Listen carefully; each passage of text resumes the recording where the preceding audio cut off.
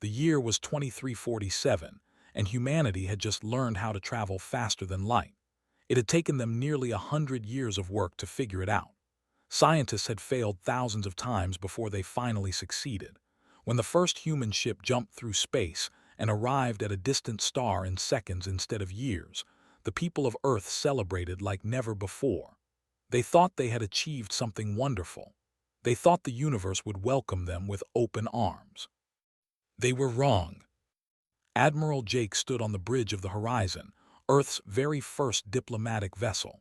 He was a tall man with gray hair and tired eyes. He had served in the Earth military for 30 years. He had seen wars and peace. He had commanded ships in battles against pirates and rebels, but nothing had prepared him for what he saw through the viewport of his ship. The Galactic Council station was enormous. It floated in space near a planet called Nexus Prime, spinning slowly like a giant wheel made of metal and light. Thousands of ships surrounded it, ships of every shape and size, ships that made the horizon look like a toy. Commander Lisa Grant stood next to the Admiral. She was younger than him, with short brown hair and sharp green eyes. She had been chosen for this mission because she was one of the officers in the fleet. She spoke 4 Earth languages and had already learned 2 alien ones, but even she felt small as she looked at the station. "There must be 100 different species out there," she said quietly. Jake nodded. "More than that. The reports say the Galactic Council has over 300 member species. Some of them have been traveling through space for 10,000 years. The horizon moved slowly toward the docking bay. As it passed other ships, Jake noticed something strange. Aliens were looking at them through their viewports. Some of them were pointing. Some of them seemed to be laughing. "Admiral," said a young officer named Danny Carter, "we are receiving a transmission from the station. They are telling us where to dock." "Put it through," Jake ordered. A voice filled the bridge. It was translated by the ship's computer, but the tone was clear. It was condescending. It was the way an adult might speak to a very small child. "Human vessel, you are cleared to dock at Bay 47. Please follow the guide lights. Try not to hit anything." Lisa's jaw tightened. Did they just tell us to try not to hit anything? "Yes," Jake said. His voice was calm, but his hands were clenched into fists. They did. The docking process was simple enough. The Horizon landed in a bay that was clearly meant for much larger ships. Their vessel looked tiny and pathetic, surrounded by so much empty space. When the airlock opened, a delegation of aliens was waiting for them. There were 4 of them. 2 were tall and thin with blue skin and large black eyes. They were a species known for their advanced technology. One was short and round with fur covering its entire body. It was a species of traders and merchants. The last one made Jake's blood run cold. It was a Draconian. The Draconians were reptiles. They stood 7 feet tall with scales the color of dark green leaves. Their eyes were yellow with black slits for pupils. They had conquered 47 star systems. They had enslaved dozens of species. They were the most feared military power in the galaxy. The Draconian looked at Jake and smiled. It was not a friendly smile. It was the smile of a predator looking at something small and weak. "So these are the humans," the Draconian said. His name was, and he was a high warlord of the Draconian Dominion. "I expected them to be taller." The ambassador let out a sound that might have been a laugh. "They are quite primitive, are they not? Look at their ship. It is nothing but metal and engines. No elegance at all." Jake kept his face calm. "We are new to faster than light travel. We look forward to learning from the more experienced species of the galaxy." "Learning," repeated. He said the word like it was a joke. "Yes, I am sure you have much to learn. Tell me, human, how many star systems does your species control?" "1," Jake admitted. "Earth and our solar system." The aliens exchanged looks. They made a sound that was definitely laughter. Even the other seemed amused. "1 system," said. "The Draconian Dominion controls 47. The Control 32. Even the who are traders and not warriors control 15, and you come to the Galactic Council with one system and expect to be taken seriously. Lisa stepped forward. Her face was red with anger. We came here in peace. We came here hoping to establish diplomatic relations. We did not come here to be insulted. Turned his yellow eyes toward her. For a moment, something dangerous flickered in his gaze. Then he laughed. It was a cold, harsh sound. Insulted? Little mammal, I am not insulting you. I am simply stating facts. Your species is young. Your technology is primitive. Your military is laughable. You are not a threat to anyone. You are not even worth conquering. Earth is nothing but a pebble inhabited by soft prey. The words echoed in the docking bay. Jake felt Lisa tense beside him. He put a hand on her arm, stopping her from saying something she might regret. We appreciate your honest assessment, Jake said. His voice was steady. We will remember it. Something in his tone made pause. The Draconian studied the human admiral for a long moment. Then he shrugged his massive shoulders and turned away. Remember whatever you like, he said over his shoulder. It will not matter. Your species will either be conquered by someone eventually, or you will fade into irrelevance. Those are the only two futures for primitives like you. The delegation walked away, still laughing among themselves. Jake and Lisa stood in the empty docking bay, surrounded by the echoes of Mockery. Admiral, Lisa said quietly, what do we do? Jake watched the aliens disappear around a corner. His face was calm, but his eyes were burning with something cold and patient. We learn, he said. We watch. We take notes on every piece of technology we see. We study every tactic they use. We remember every insult they give us. And then we go home and we prepare. Prepare for what? Jake turned to look at his ship. It was small and primitive and everything they said it was, but it had brought them here. It had crossed the impossible distance between stars. Humans had built it with their own hands and their own minds. We prepare, Jake said slowly, to prove them all wrong. The galaxy had laughed at humanity. The galaxy had called them weak and primitive and worthless. But the galaxy did not understand something very important about human beings.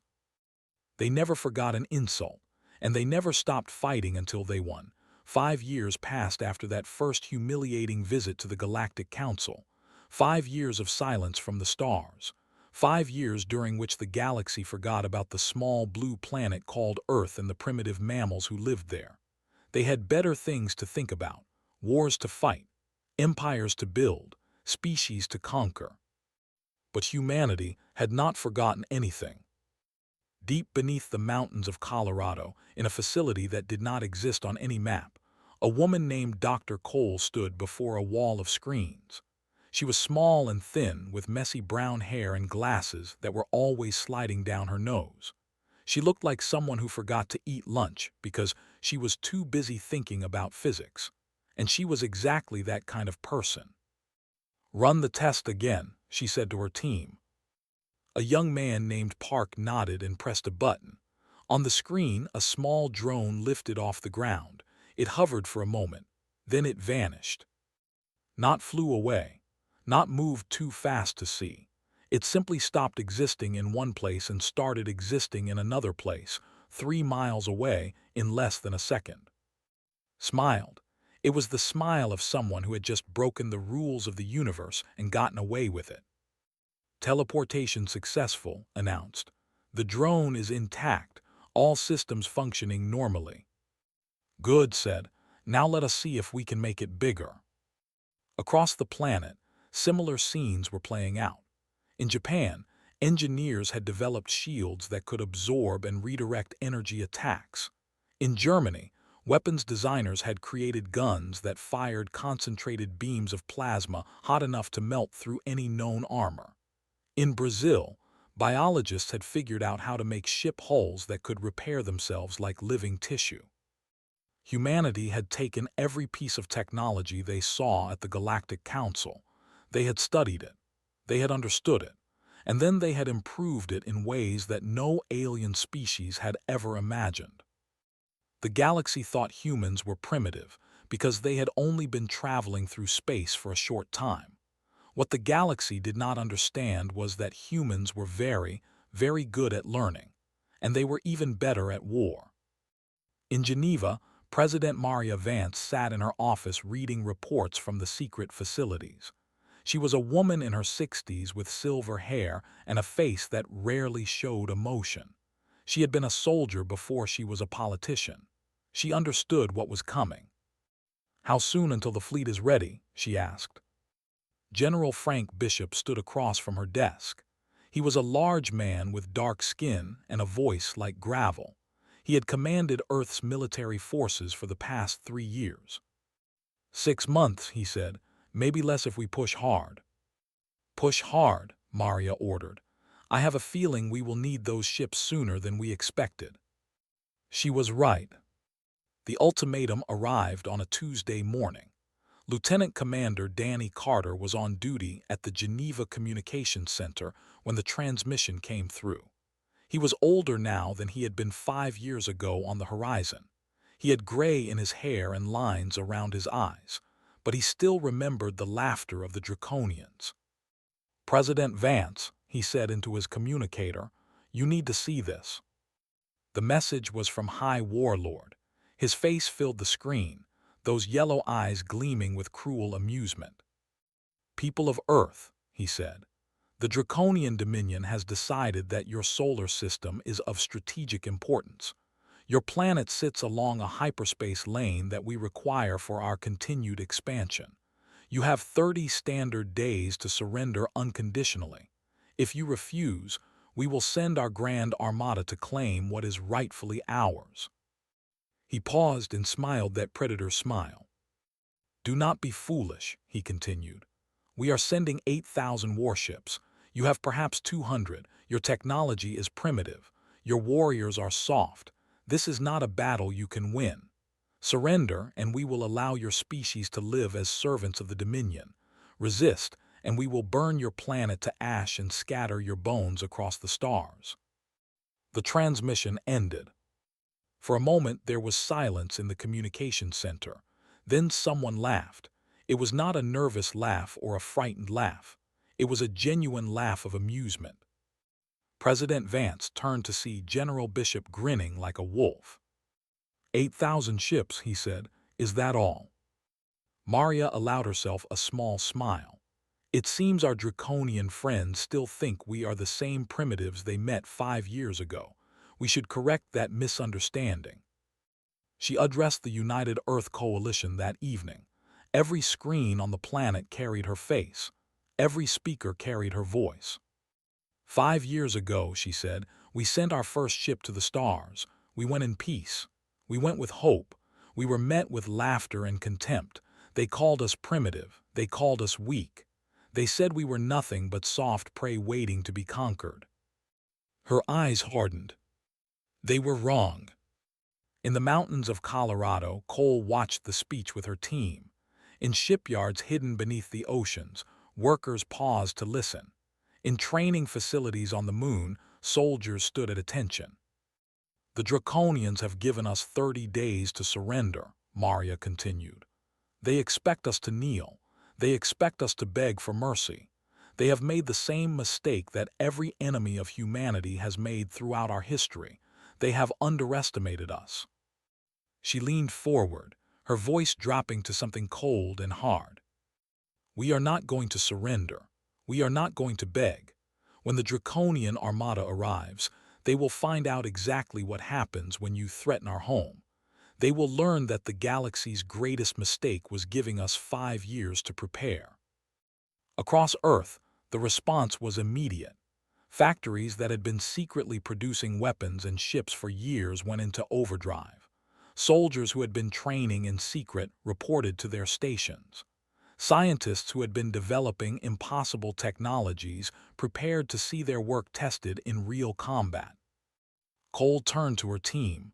"You heard the president. We have 30 days to finish everything. Get back to work." Park grinned. The Draconians have no idea what is coming, do they? Shook her head slowly. No, they really do not. They looked at us and saw a primitive species with primitive technology and primitive weapons. They never thought to ask themselves a simple question. What question? Looked at the screens showing her impossible inventions, the weapons and shields and ships that broke every rule the galaxy thought it knew. If we were so primitive 5 years ago, she said, what might we become if we had a reason to try harder?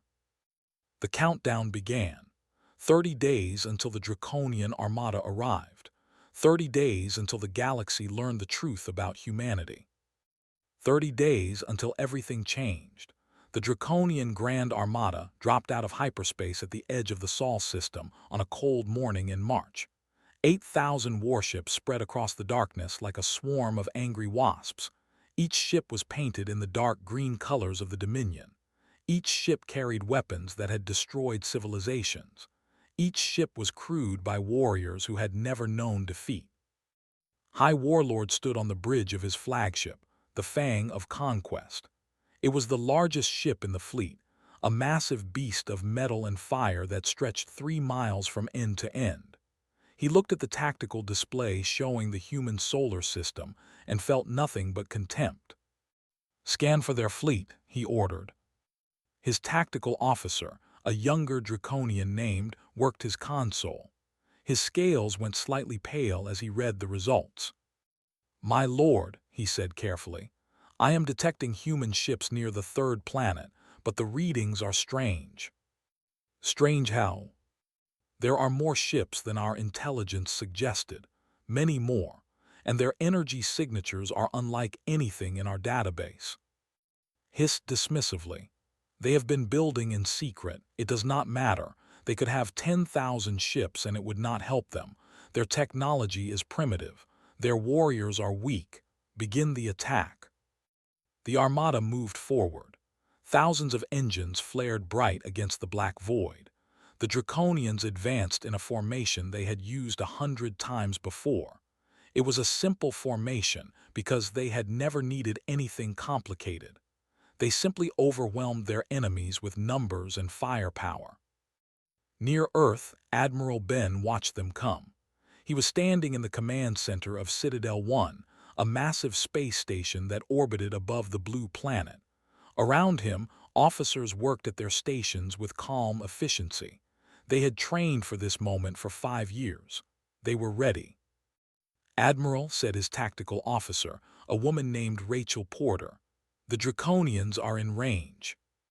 How many? All 8,000, sir. They are advancing in standard Draconian attack formation. Ben nodded slowly. He was not young anymore. His hair was white and his face was lined with age, but his eyes were sharp and his hands were steady. He had fought in wars before. He knew what was coming. All ships, he said calmly. This is Admiral. The Draconians came here expecting to find prey. They came here expecting an easy victory. They were wrong.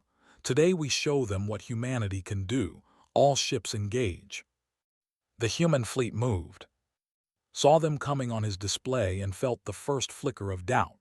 The human ships were fast, much faster than they should have been. They darted through space like lightning, changing direction in ways that seemed impossible. Open fire, he ordered. All ships, concentrate fire on the lead elements. 8,000 Draconian ships unleashed a storm of plasma and missiles. The void lit up with the fury of their attack. It was enough firepower to crack a planet in half. It should have destroyed the human fleet in seconds. The shots hit Earth shields and vanished. Stared at his display in disbelief. That is impossible. No shields can absorb that much energy. My lord, said, his voice shaking. Their shields are not just absorbing the energy. They are redirecting it. They are sending it back at us.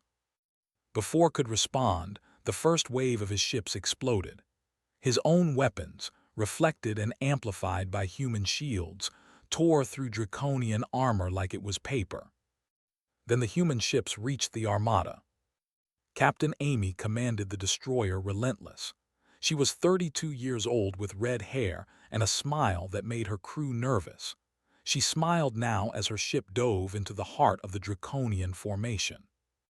"Target the lead cruiser," she ordered. "Fire main guns." The Relentless carried weapons that did not officially exist.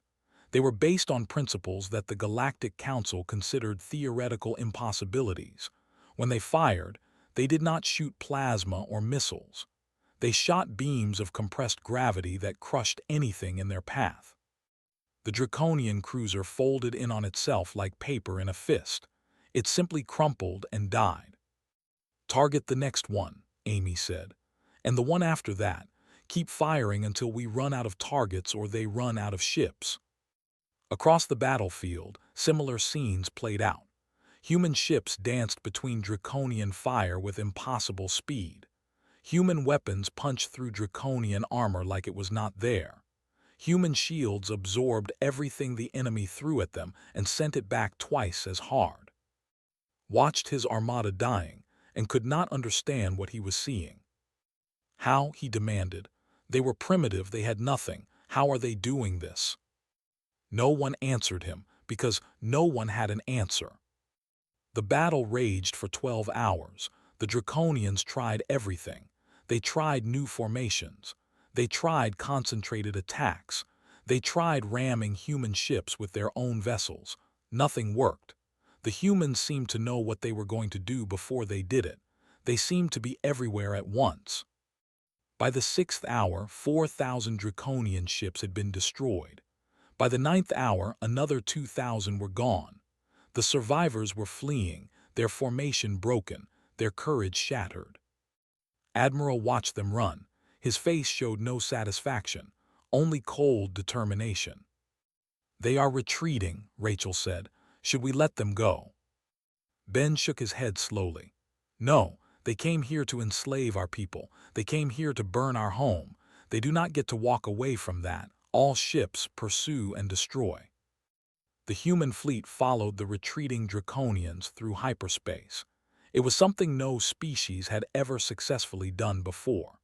The galaxy believed it was impossible to track a ship through faster than light travel. Humanity had proven that belief wrong like they had proven so many others. On the bridge of his flagship received reports of the pursuit. His fleet was being hunted. His warriors were being slaughtered. Everything he had built, everything he had conquered, was crumbling around him. "How?" he whispered to himself. "They were nothing, they were insects." But the insects had teeth, and they were not finished yet. The Battle of Saul was over. Humanity had won, but the war was just beginning. And the galaxy would never be the same again. The survivors of the Draconian Grand Armada fled through hyperspace like wounded animals. They had come to Earth with 8,000 ships. Now barely 2,000 remained, and those were damaged and desperate. They were running toward home, toward Draconis Prime, where their reserve fleets and orbital defenses waited. They believed they would be safe there. They believed the humans would not follow them so far from Earth. They were wrong about that too. Commander Nick Torres led the pursuit fleet. He was a young officer, only 35 years old, with dark hair and eyes that had seen too much death already. He had grown up hearing stories about the Draconians, stories about the species they had enslaved, stories about the planets they had burned. He had no sympathy for them now. "How far to the nebula?" he asked. His navigator, a woman named Sandra Wells, checked her instruments. 2 hours at current speed. The Draconians will reach it in 90 minutes. Increase speed. I want to catch them before they can use the nebula for cover. The human ships accelerated. They moved through hyperspace faster than any vessel in the history of galactic travel. The Draconians saw them coming and tried to go faster, but their damaged engines could not keep up. They were caught. The Battle of Nebula lasted 3 hours. The Draconians fought hard because they had nowhere else to run. They formed defensive formations. They used the gas clouds of the nebula to hide their movements. They sacrificed smaller ships to protect larger ones. None of it mattered. Nick Torres watched the tactical display as another Draconian cruiser exploded. How many left? 400 ships, Sandra reported. They are making a final push toward the far edge of the nebula. If they get through, they can jump to Draconis Prime. Do not let them through. The human fleet closed like a fist. Weapons that should not exist tore through Draconian armor. Ships that should have been too small to matter destroyed vessels 10 times their size. When the shooting stopped, less than 200 Draconian ships remained. Those survivors limped toward their home system. Nick let them go. They would carry the message of what had happened. They would tell their people what was coming. Draconis Prime was a beautiful world in its own way. It had green skies and red oceans and cities that stretched for thousands of miles. 20 billion Draconians lived there. They had built an empire that spanned 47 star systems. They had ruled through fear and strength for over 1,000 years. When the survivors of the Armada arrived with their tales of defeat, that fear turned inward. High Warlord was dragged from his flagship by his own officers. They blamed him for the disaster. They blamed him for underestimating the humans. They blamed him for leading the pride of the Dominion into a trap. "This is madness," screamed as they pulled him down the corridors. "I am the High Warlord. I am your supreme commander." "You were," said a cold voice. It belonged to Admiral, one of the few senior officers who had not joined the invasion. "You led 8,000 ships against a primitive species. You lost almost all of them. That is not the action of a supreme commander. That is the action of a fool." His execution was quick and public. His body was left in the central square of the capital city as a warning. New leaders rose to take his place, but they faced a problem none of them knew how to solve. The humans were coming. The human fleet arrived at Draconis Prime 3 days later. Admiral Ben commanded from the bridge of the Citadel, a massive carrier that held 500 smaller ships in its belly. Nick Torres flew at his right side. Behind them came 2,000 warships, each one carrying weapons the Draconians could not understand and could not stop. "Open a channel," Ben ordered. His communication officer, a young man named Drake, nodded. "Channel open, Admiral." Ben spoke clearly and slowly, making sure every word was understood. "People of the Draconian Dominion, I am Admiral Ben of the United Earth Coalition. Your Grand Armada came to our home with the intention of enslaving our people and burning our planet. They failed. Your High Warlord threatened to scatter our bones across the stars. Instead, we have scattered his fleet across the void." He paused, letting the words sink in. "We are not here for revenge. We are not here to do to you what you plan to do to us. We are here to end this war on our terms. Surrender unconditionally and your civilian population will be spared. Your military will be dismantled. Your slave species will be freed. Your government will be reformed, but your people will live." His eyes hardened. "Resist, and we will demonstrate what else we built while you were laughing at us. You have 1 hour to decide." On Draconis Prime, the new leaders gathered in their war council. They looked at the tactical displays showing the human fleet. They looked at the reports from the battles at Sol End. They calculated their chances of winning. The math was simple and terrible. "We have 600 ships in reserve," Admiral said quietly. "The humans have over 2,000. Our weapons cannot penetrate their shields. Their weapons cut through our armor like water through sand. If we fight, we die, all of us." "Then what do you suggest?" demanded General, the new Supreme Commander. "Surrender to these mammals. Let them occupy our—" "Yes," said. "Exactly that. We lost. The only question now is how many of our people die before we admit it." The debate lasted 45 minutes. In the end, survival won over pride. The Draconian Dominion surrendered. The occupation was swift but fair. Human troops landed on Draconis Prime and took control of military installations. Engineers dismantled weapons factories and shipyards. Diplomats met with representatives of the enslaved species to discuss their freedom. On the steps of the former imperial palace, a human officer named Kate met with the freed slaves. There were dozens of species there, some of them imprisoned for centuries. They looked at her with a mixture of hope and fear. "You are free now," Kate told them. "You can return to Ur if you wish. We will provide transport. You can stay here and build new lives. We will provide support. Or you can come with us to Earth to help us build something better than what came before." A small creature with purple skin and large eyes stepped forward. It was a species that had been enslaved by the Draconians for over 300 years. "Why?" it asked. "Why did you come here? Why did you free us? You could have destroyed the Draconians and left us in chains. Why did you help us?" Kate smiled gently. "Because that is who we are. Humans remember what it feels like to be powerless. We remember what it feels like to be mocked and dismissed. And we decided long ago that we would never let others suffer that way if we could stop it." The stared at her for a long moment, then it bowed its head. "Thank you," it whispered. "Thank you."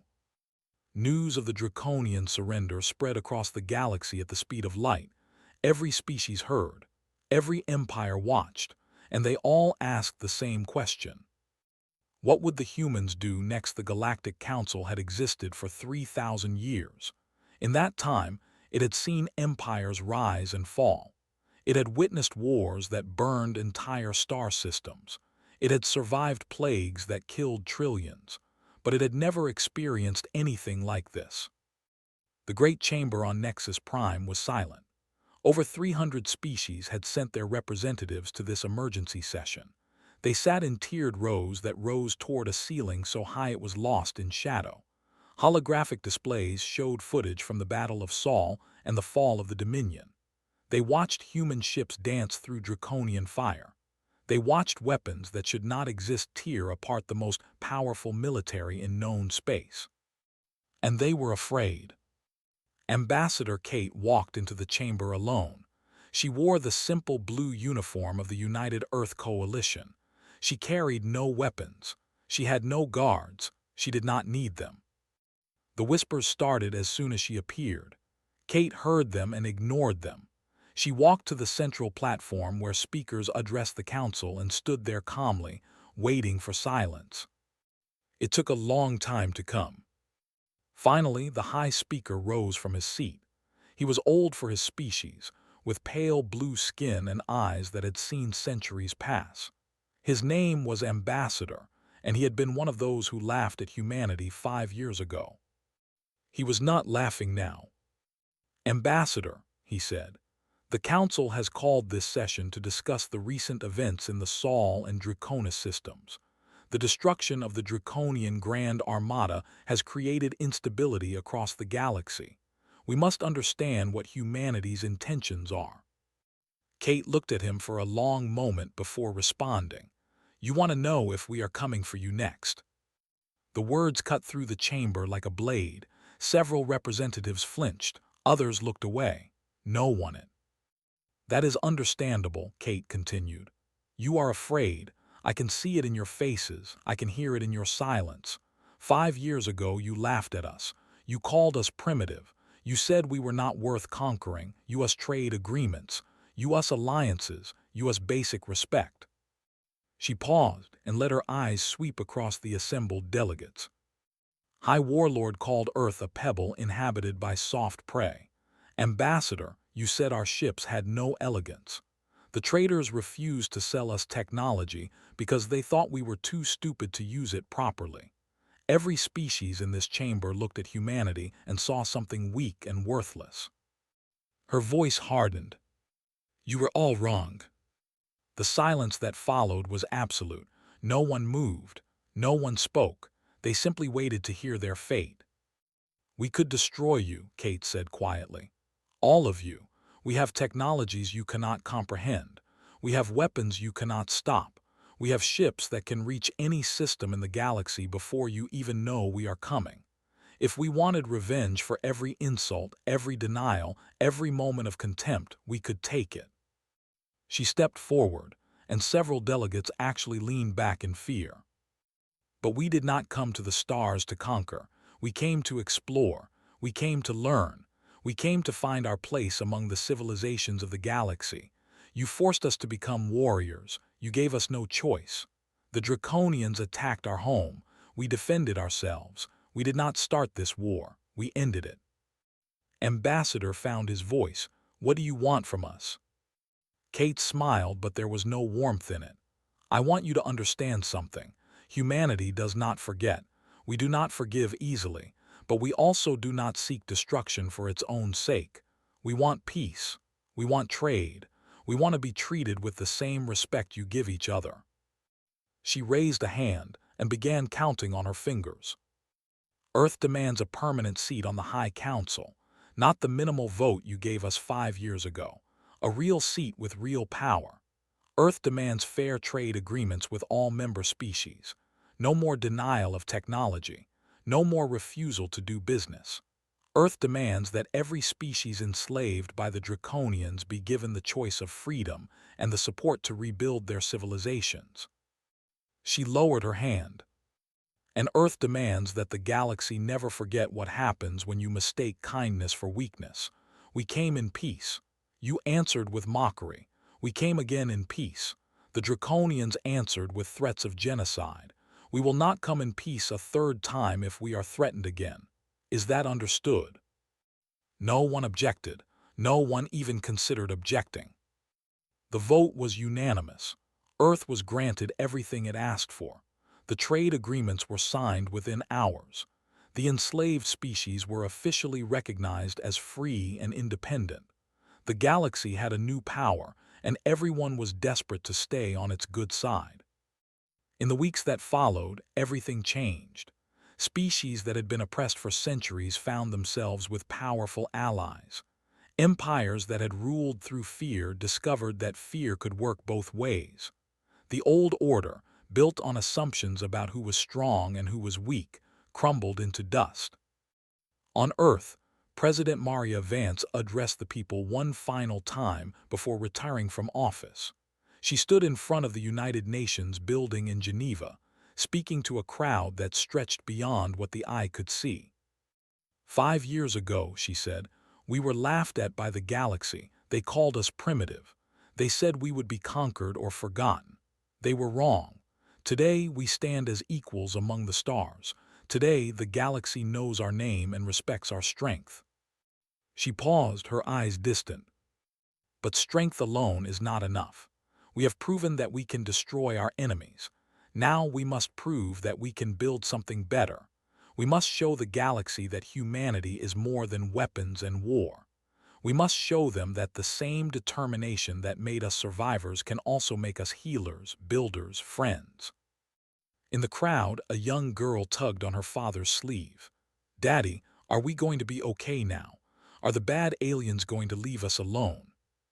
Her father, a man named Jack who had served on the Relentless during the Battle of Saul, knelt beside her and smiled. Yes, sweetheart, they are going to leave us alone, and do you know why? She shook her head. Because they learned something very important about human beings. They learned that we look out for each other. They learned that we never give up. And they learned that the most dangerous thing in the universe is not a big ship or a powerful weapon. What is it? Jack looked up at the stars that were just beginning to appear in the evening sky. Somewhere out there, the galaxy was watching Earth and wondering what these strange, stubborn, impossible creatures would do next. The most dangerous thing in the universe, he said, is someone who has been underestimated. Above them, the stars glittered with possibility. The mockery had turned to terror. The terror had turned to respect, and humanity was just getting started.